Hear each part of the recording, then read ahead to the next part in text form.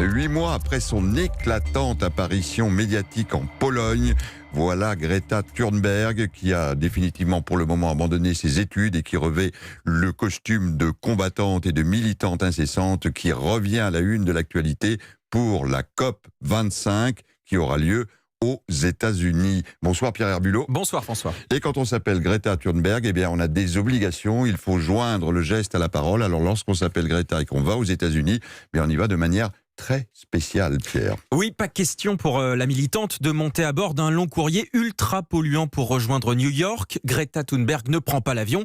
Pour traverser l'Atlantique, elle a donc choisi un bateau, mais pas n'importe lequel non plus. Un voilier ultra propre pour aller en Amérique avec le même bilan en carbone que vous, François, quand vous allez acheter votre baguette en bas de chez vous. Non. 0 émission de gaz à effet de serre. Le moteur du navire ne sera jamais utilisé grâce à des panneaux solaires et à une turbine électrique installée sur la coque. Supprimer tout impact nocif pour l'environnement a en revanche des conséquences sur le confort des passagers.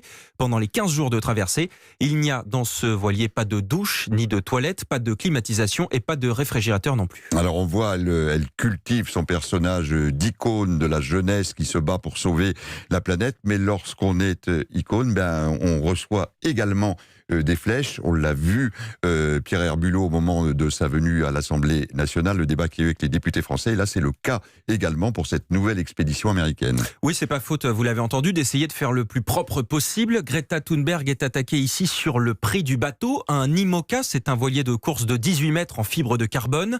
Il sera d'ailleurs normalement sur la ligne de départ du Vendée Globe l'an prochain.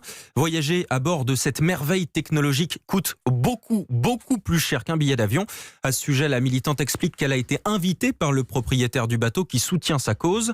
Et puis l'autre polémique, c'est les sponsors du voilier, notamment une célèbre marque de voitures allemandes de luxe. Là encore, Greta Thunberg s'est justifiée. Les marques en question qui sponsorisent le bateau à l'année font une exception pour ce trajet.